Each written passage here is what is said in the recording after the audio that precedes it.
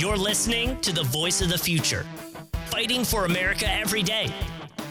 This is the Conservative Crusader, and here's your host, GOP Josh.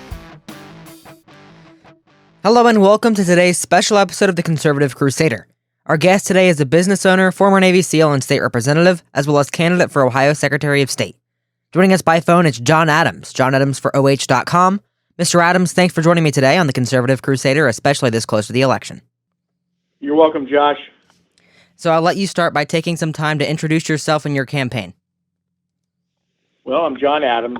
I am 62 years old. I've been married to Tara for 38 years. We have 7 children. I'm a small business owner, 4th generation, and I served in the State House for 8 years, 6 of those years in leadership as House Whip. And I was fortunate enough and lucky enough to get through the program. I served on SEAL Team 3 in the Navy from 1983 to 1987. And that is my background. And I am running for Secretary of State because polling has consistently shown since the 2000 election that voters have serious doubt in their election processes. And we're no different in Ohio. We've been told by our politicians that we have the gold standard, the most secure elections. That is completely false. The Heritage Foundation came out with a report. It's called the Election Integrity Scorecard. We are tied for 21st. So when a politician tells you that we have the gold standard in Ohio, they don't know what the heck they're talking about. So I'm running because Frank LaRose, our current Secretary of State, his record is terrible and he needs replaced. Well, thank you for that, and I agree that our elections need reform, so I appreciate you running to try to do that. So what is your, we're going to go to your record a little bit. What is your proudest accomplishment from your time in the state legislature? Well, there was 2. I passed the Founding Fathers Documents Bill. That end of course testing must be taken by all students when they graduate from high school. It does go clear down into the primary and the secondary, so we are learning our Founding Fathers by law because the 5 key documents, and who doesn't or should not know about the Founding Fathers, this great nation we have. But I don't kid myself. I am sure there are certain pockets in some schools in Ohio that find a way not to teach what is required. But that argument is for another day. I put language in a budget bill that shut down Dr. Haskell's 3rd trimester abortion clinic in Sharonville, and it was shut down only to have a variance granted by Dr. Amy Acton, who was the health director for our current governor, Mike DeWine. So those are the 2 things that I'm the most proudest of, the things that you're lucky to get anything accomplished in the legislature because it's just tough to get things done. And it's frustrating that most of the scoring that we have on virtually everything from state to state of all 50 states, we're ranked in the bottom 3rd on most of everything. That's sad because we don't need to be. In the mid-'80s, we had 24 congressmen. Now we have 15. What does that tell you? Ohio's not growing. It's not growing. It's not about the weather. It's about your tax policy. It's about all the policies that the politicians can't seem to get right. And you can say, well, John, you were in the legislature for 8 years. Yes, but there's 3 people that control the legislature: Speaker of the House, Senate, President, and the governor. You can have the greatest idea in the world, but if they don't want to pass it, it doesn't go anywhere, and there's just too much outside dollars that influence what goes on in Columbus, Ohio. I completely agree with you, and I love the first thing you mentioned, which is the Founding Fathers Documents Bill that you mentioned. Teaching that in the schools, it's so important, and I love that you did that, so thank you for that. You're welcome. So for those who may not know, because I've gotten this question a lot, I ask some of my friends for questions when I'm going to have an interview just to get a full perspective. And they were like, well, what does the Secretary of State of Ohio do? Because when you hear Secretary of State, you think foreign policy. So what does the State of Ohio Secretary do? Well, that's always the problem, because most of the news that is stuck into our ears, our faces, and our minds is federal. Well, every state has a Secretary of State. It has nothing to do with foreign policy. Primarily, the function of the Secretary of State in Ohio is elections. That is his primary function. There is a secondary function of licensing new businesses. That side works fairly well. It is the election side that when you start doing your homework, and I wish and I hope a lot of voters do, that when you start looking at our elections, we're not too far off from any other state. We have problems with our voter rolls, drop boxes, early voting. The list is long, but that's the primary function of the Secretary of State in Ohio. All right, well, thank you for that, because I know that's something that a lot of people ask me, so I wanted to ask that to someone who's running for the position. And you mentioned drop boxes and early voting and mail-in voting, and I want to move to the Trump rally that he had on April 23rd, I believe, this past Saturday, where he talked about voting in Ohio, and I'm going to play a clip right here. Think of what they're doing. 48-day elections. We want one-day elections. We want paper ballots and no mail-in fake ballots. And then just later in the rally, he said this. Ohio Secretary of State Frank LaRose. Frank has our complete and total endorsement. So he's been the incumbent for 4 years, not really working on election integrity or changing our election process. What are your thoughts on this endorsement by President Trump, and do you believe you need his endorsement to win? Do you? What was the last part of that? Do you believe you need President Trump's endorsement to win?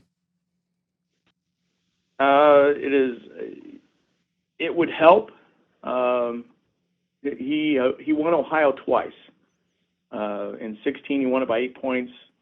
In 2020, he won it by 8 points. I believe it was higher than that, but that's just what it is. You know what? It was a quid pro quo. If Frank LaRose would endorse J.D. Vance, I will endorse you. Politics makes sometimes strange bedfellows. I understand it. I was in it. It's the good, the bad, and the ugly, but that's just the way it goes. When you look at Frank LaRose's record, it does not indicate anything of what our 45th president wants. As a matter of fact, Frank LaRose was a never-Trumper in 2016, and I would guess he's a never-Trumper now. But you do what you do in politics, and that's just the way it works. And that's it's not fine, and I think it's brought more attention to the race. I mean, there's like a dead zone for Secretary of State. Here you have a contested race, and it is not on the airwaves, it's not on the radio, it's not on TV. It is a blackout because the governor in the Senate race is sucking all the oxygen. That's fine, but everybody that's going to be involved in those races by voting, they're going to know that there's a contested race in the Secretary of State's race, and hey, we'll see where it lands. I have no idea what May 3rd will bring. So you mentioned J.D. Vance and his endorsement of J.D. Vance. Do you think this is a conflict of interest? He is the top vote counter in Ohio. Do you think it's a conflict of interest? Do you think he should do some measure to make sure that his personal endorsement isn't influencing the election results? Well, that's what he has stated from his own mouth. He's on record for saying that he needs to stay neutral. That's why he did not endorse in 2020 President Trump. So, yeah, there's a conflict of interest. I would call that being a hypocrite. But we're not supposed to remember those things. So, to me, I have a different opinion. I'm tired of playing political games with the left. To the victor go the spoils, and when they start winning races, they can start dictating what they want. But until then, to me, it's to the victor go the spoils. All right. Well, thank you for that. And I'm going to ask a two-part question. So why are you the best candidate to serve as Secretary of State of Ohio? And what would you do on day one of holding this office? I'll probably back into that. Day one, I would cancel our contract with ERIC. It is a program that is in 31 states that had seed money from George Soros and a pilot project by the Pew Charitable Foundation. I would cancel that contract immediately on day one. I would send out a directive saying that there will be no more drop boxes throughout the state. Now, you keep in mind you have to work with the legislature. I cannot even get a strict photo ID without it being put into law. So I would be the voice of the people. I will not be quiet until we have an election process that is secure. The machines are vulnerable. I would do a forensic audit to see where our processes are short. There's a lot of things that can be done. The voter rolls, I would start canvassing. The suspect areas, and we'll clean up our voter rolls. That's quite a lot to do, and it's all necessary. So, yep, it's all necessary. And if the machines are not safe, we don't use them. I will agree with on one-day voting. We don't need 28 days early voting for that ballot to be floating out there for people to contemplate fraud or cheating. One thing I can do is look for fraud, find fraud, and prosecute fraud. And there's a lot to do to clean up our system. And I'm tired of waiting around for the government, our current government, who does nothing and fixes nothing. Let's go down memory lane real quick. 2016, after that election, you had high-profile senators, high-profile congressmen, and Hillary Clinton herself complaining about the machines. It flips on 2020, and now we are called the conspiracy theorists.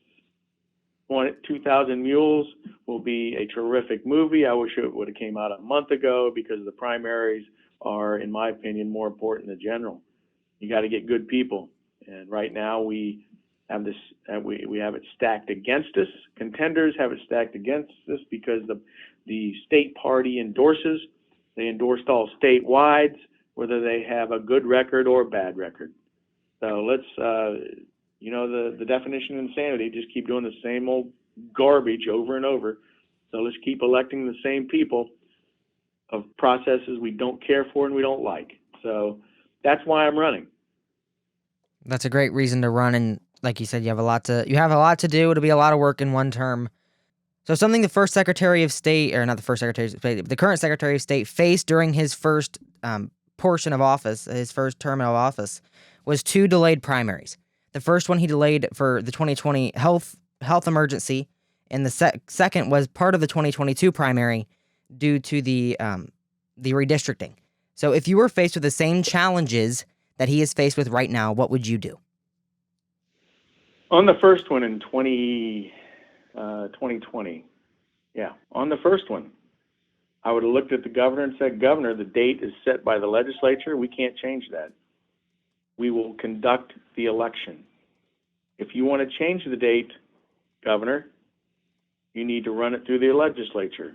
That's how the Constitution works in Ohio. That did not happen. Number 2, on the redistricting, wow, that's a tough one. I would have pushed and been a strong voice for getting it right the first time. Keep in mind that the constitutional change, I believe it was in 2014, regarding the makeup and how it functioned, the redistricting commission was changed in 2014, put on the ballot, and we voted for it. I would have never changed that. I voted no as a House representative because to me it was going to be a mess. It's turned out to be a mess, and we need to revisit that and fix it. I don't know how you can have an option or a possibility of a 4-year map when the census is done every 10 years, but that's a possibility that can happen. And it should not be up to the courts as it is right now because of those changes we made. It opened the door for the courts. You're always going to have lawsuits, but it opened the door for the courts to play a bigger role. Wrong, shouldn't have happened, but that's where we're at today. Well, thank you. And I knew that was a big thing that people are wondering is what would have you done, or what would you have done in that scenario? Because that was a tough scenario to be in. I couldn't imagine being in that scenario with the health problem or with the redistricting. So, well, Florida conducted their primary on the same day. So did Illinois. Mm-hmm. This was a complete run on our Constitution, and they did not have the authority to do it in that primary. The way it happened was they didn't have the authority to do it. I agree with you, and so does the Supreme Court of Ohio, if I remember correctly. They said that wasn't a constitutional move, just changing the primary date or making it all mail-in or whatever actually happened with that. I can't remember at this point. But you mentioned ballot counting machines and everything, but something that plagues the election system is the lack of poll workers. I've read a lot about poll workers. There not being enough of them. So as Secretary of State, that's a mission that he has, that Frank LaRose has, I've seen it in our local polling place, is how will you encourage people to work as poll workers and avoid shortages of poll workers? It's always going to be a difficult question. Maybe we pay them more. I don't have that answer. I would sit down with the elections people that run our elections in all 88 counties. I don't know the term. It's a group. And we'd figure out a way to where we can have poll workers. Why should it always be retired people? There's nothing wrong with that, but maybe we have. I don't have a sound answer for that. There needs to be a personal responsibility and civic duty when it comes to our elections. Should be very transparent. But that's a tough one because I work as a poll manager, and it's always tough for people or for the Board of Elections people to get people to volunteer. I mean, they get paid for it. Actually, I didn't even want the darn money the first time around because I didn't want to fill out the paperwork. But having said all that, it's a tough situation, and we got to find a better solution.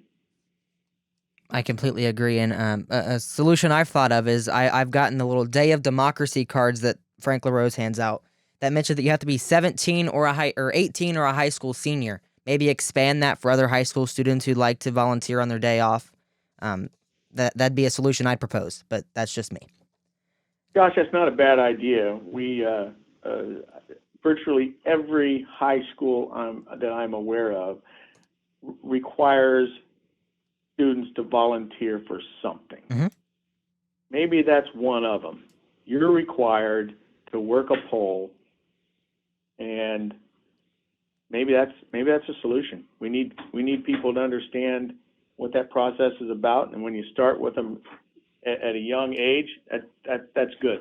And it'd bring a new meaning to elections and seeing the process play out. You'd be firsthand, and I think it'd be a great idea. But that's just me as an outsider. So we've seen it. What was that, Josh? Say that one more time. I said I think it'd be a great thing to do. You'd be on the front lines of the election. You'd learn a lot more about the process rather than just seeing it play out on TV. I think it would be great. I do too. I think, you know what? Sometimes when you brainstorm these things, sometimes you just come up with an answer off the cuff. It's not the best way to do it, but you know what? It's not a bad idea. Well, thank you. So we've seen attempts from Washington, D.C. to try to federalize our elections. We've seen their protect the voting rights bills or whatever they're all titled, and it would outlaw photo ID and other requirements that you want to put in place according to your policy on your website. If elected, how would you fight back against this legislation from the federal government if it was passed and enacted? Well, first thing I would do is I would oppose it. I believe I'm pretty sure there are states' rights. I'm not sure how that plays in. I'm sure there would be two differing lawyer opinions.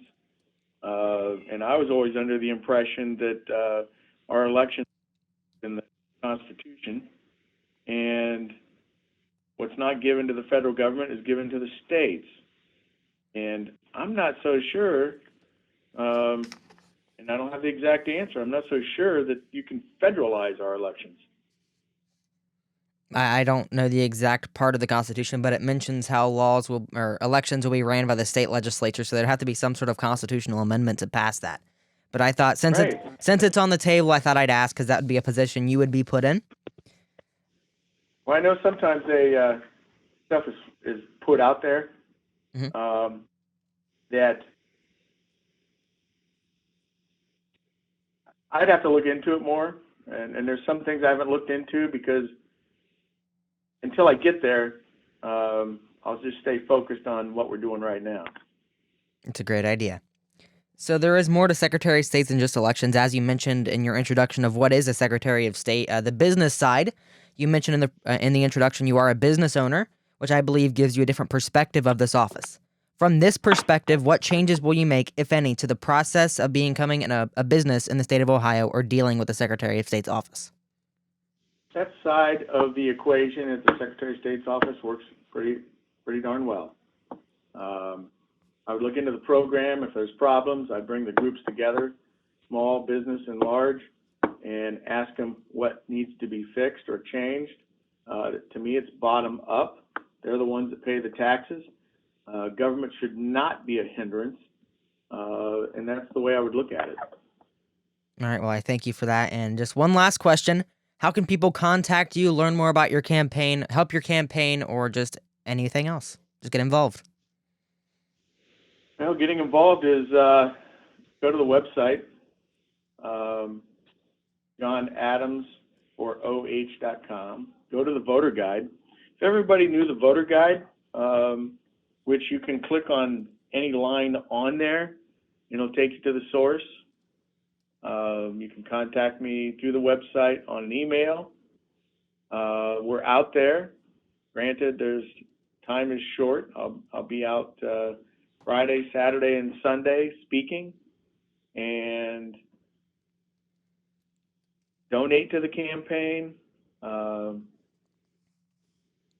Spread the word is the biggest one right there. Just spread the word. And you know what? Make a day out of Election Day. Go to breakfast with your best friends. Pick a number. I'm going to breakfast with 7 people, 5 people. Make a morning out of it. Go vote. Spread the word. Do your civic duty.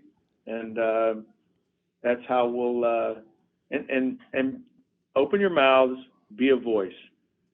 Be a voice, because there's many things that need fixed in politics and in our government, and we've been asleep for too long.